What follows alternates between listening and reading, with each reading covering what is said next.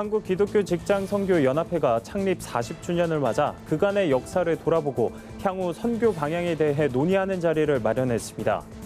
최근 들어 20대 사이에 투기 열풍이 불면서 우려하는 목소리가 커지고 있습니다. 기독 청년들을 위한 건전한 투자 방법은 무엇인지 알아봤습니다. 구티비와 서울 대치순복음교회가 가정의 달을 맞아 소년소녀 가장을 돕기 위한 장학금 지원에 나섭니다. 오세훈 서울시장이 취임 후 처음으로 한국 개신교 지도자들을 예방했습니다.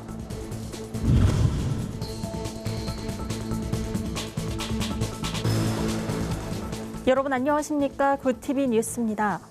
직장의 복음화를 위해 애써온 한국기독교직장선교연합회가 창립 40주년을 맞았습니다. 네, 한직선은 최근 중앙위원회를 열어 직장선교 40년사 편찬을 비롯해 주요 기념사업 계획을 논의했습니다. 진은희 기자가 취재했습니다. 한국기독교직장선교연합회 중앙위원회가 창립 40주년을 기념해 그간의 역사를 돌아보고 직장선교 활성화 방안을 위한 기념사업 추진 계획을 논의했습니다. 한직선은 우선 직장선교 40년사 발간을 핵심 사업으로 정했습니다. 첫 번째는 40년사 편찬 사업입니다. 이것은 40년사 편찬 분과위원회에서 현재 추진을 하고 있고요.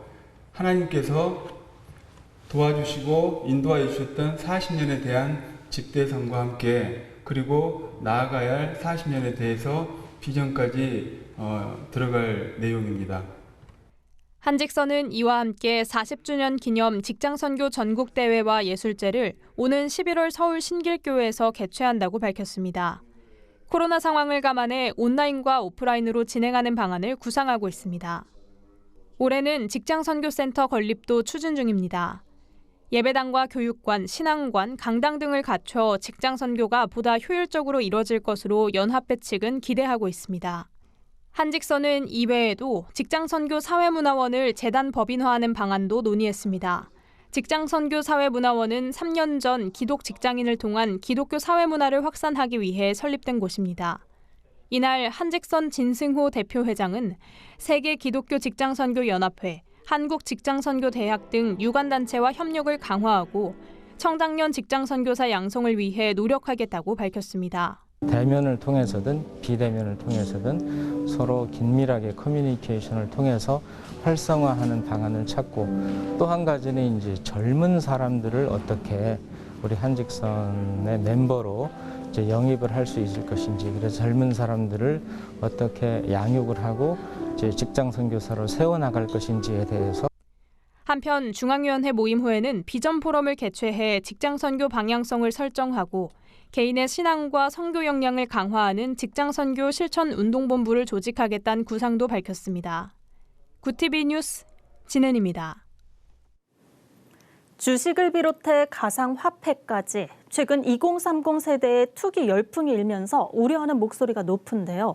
기독 청년들도 예외는 아닙니다. 하나님의 시선으로 세상을 보는 기독 전문가에게 듣다. 이번 시간엔 김의수 재무설계사를 만나 올바른 재정관리법에 대해 들어봤습니다. 이정은 기자의 보도입니다. 한 은행 통계에 따르면 지난해 20대 주식 투자 비율은 39.2%, 전 연령층에서 가장 높은 비율로 2년 새 2배 가까이 급증했습니다. 이 같은 투자 열풍 배경에는 취업난과 부동산 가격 상승 등으로 인한 경제적 불안 심리가 내재돼 있다는 분석이 나옵니다. 최근엔 소위 대박을 노리며 가상화폐와 같은 변동성이 높은 자산에 대한 쏠림 현상도 가속화되고 있습니다. 자산 가치가 또 많이 올라서도 있고 거주도 안 되죠. 직업도 안 되니까 아까 얘기했지만 유일한 희망이 하나 있는 거죠. 코인을 통해서 내 삶을 올리는, 직급을 올리는 것들은 뭐 그것밖에 없다고 보는 거죠. 재무설계사 김희수 센터장은 젊은 세대의 극단적 투자 행태를 우려하며 먼저 순저축률을 높이는 데 집중해야 한다고 조언합니다. 대부분의 20대가 상대적으로 가진 자산이 적은 만큼 평생 소득으로 볼 때 투자에서 얻는 수익이 일에서 얻는 소득보다 크지 않다는 판단에 섭니다. 김 센터장은 지출을 통제해 순저축률을 높이고 투자는 장기적으로 저축 금액의 20% 이내에서만 할 것을 제안했습니다. 그러면서 펀드와 같은 안전자산을 위주로 매월 정해진 시간에 매수하는 방법을 제시했습니다. 주식을 할 때 기본적인 사람들은 타이밍을 보려고 해요. 투자는 타이밍이 아니거든요. 그럼 매달 한 달에 26일 뭐 10시에 그냥 나와 있는 호가로 사는 거죠. 이렇게 하는 방법이 되게 마음도 안 뺏기고 건전하게 한다. 그래서 저는 좀 펀드를 많이 권유하는 편이고요. 특히 크리스천들은 재정 관리에 앞서 성경적 재정관을 정립하는 것이 더 중요하다고 김 센터장은 말합니다. 돈의 주인이 누구인지, 주어진 재정안에서 어떻게 자족하며 살아가야 하는지 등의 논의는 물론 시대에 맞게 대응할 수 있는 공론의 장이 교회 안에 마련돼야 한다는 지적입니다.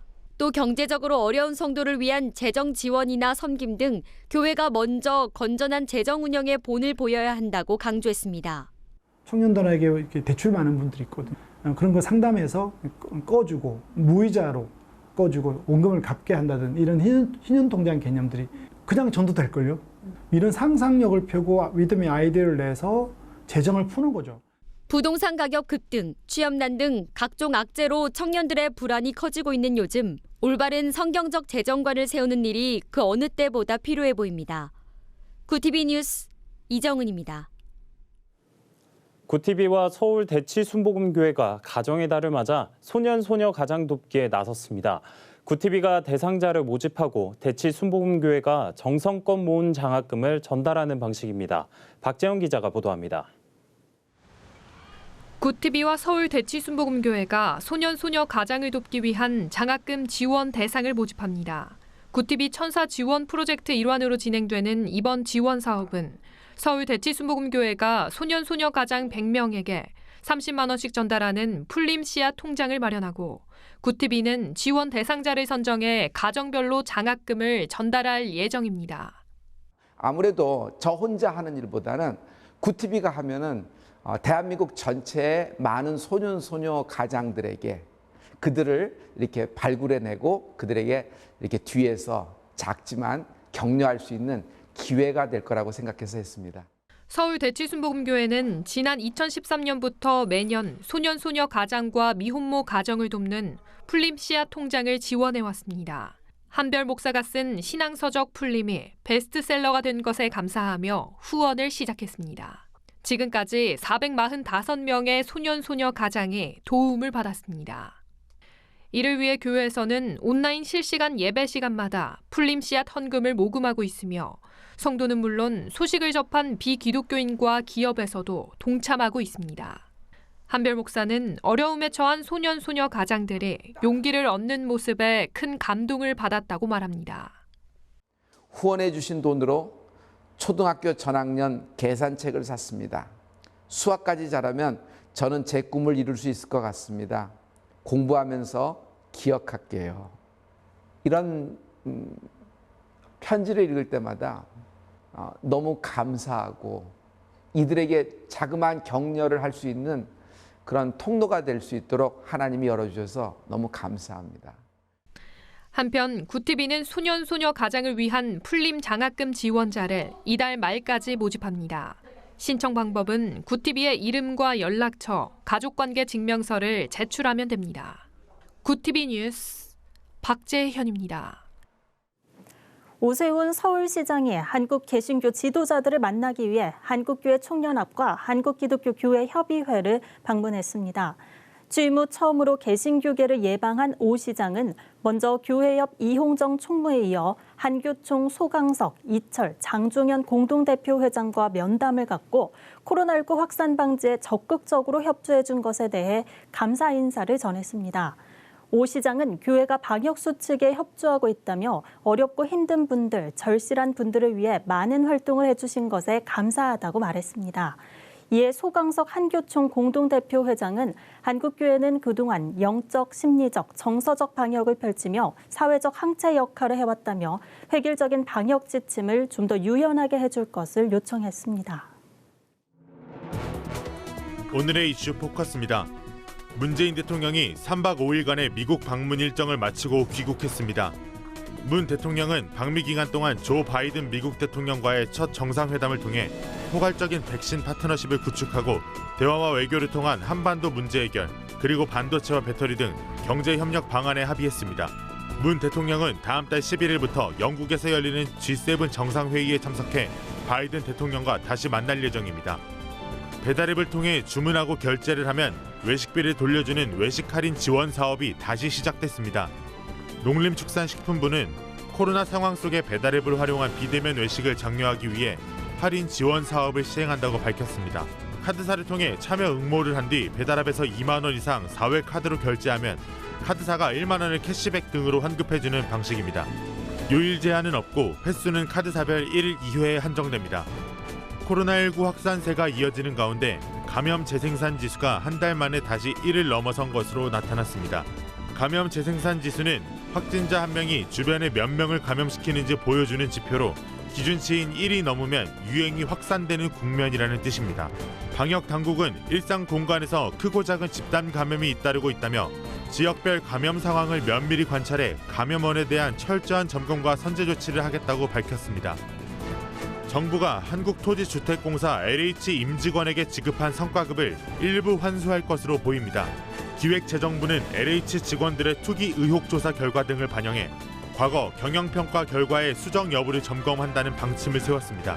LH는 지난 2017년부터 3년 연속 경영평가에서 A등급을 받았고 지난해에는 2019년 A등급을 기준으로 1인당 평균 1,000만 원에 가까운 성과급을 받았습니다.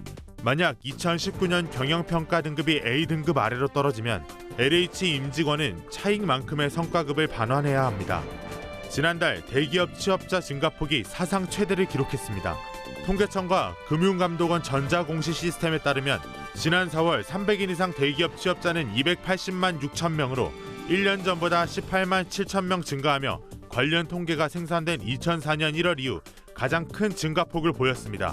지난해 코로나19 확산으로 고용 충격이 발생한 데 따른 기저효과와 수출 호조 등 경기 개선에 힘입은 것으로 분석됩니다. 만 34세 이하 청년에게 연 2%대 금리로 전월세 보증금을 지원하는 청년 전월세 대출의 한도가 폐지되고 상설화됐습니다. 금융당국과 주택금융공사에 따르면 재작년 5월 출시 이후 올해 4월까지 청년 전월세 대출 실적은 5조 1천억 원으로 공급 규모가 1조 1천억 원에서 4조 1천억 원으로 확대된 데 이어 한도가 폐지됐습니다. 또 시범 상품처럼 공급 한도가 소진될 때마다 한도를 늘리는 방식이 아니라 이번에 정식 상품으로 상설화됐습니다. 구티비 뉴스 전하평입니다. 구티비 월드와이드입니다. 이스라엘이 실내 마스크 착용 의무를 제외한 방역 조치를 전면 해제하기로 했습니다. 이에 따라 오는 6월부터는 접종자 등에게 발급하는 면역 증명서 제도인 그린패스는 물론 실내외 거리두기 조치도 모두 해제됐지만 출입국자에 대한 격리 검사 제도는 더 강화하기로 했습니다. 에델스타인 장관은 이스라엘은 탁월한 의료진 덕분에 세계 최고의 백신 접종을 진행했고 장기간 낮은 감염률이라는 보상을 받았다고 평가했습니다.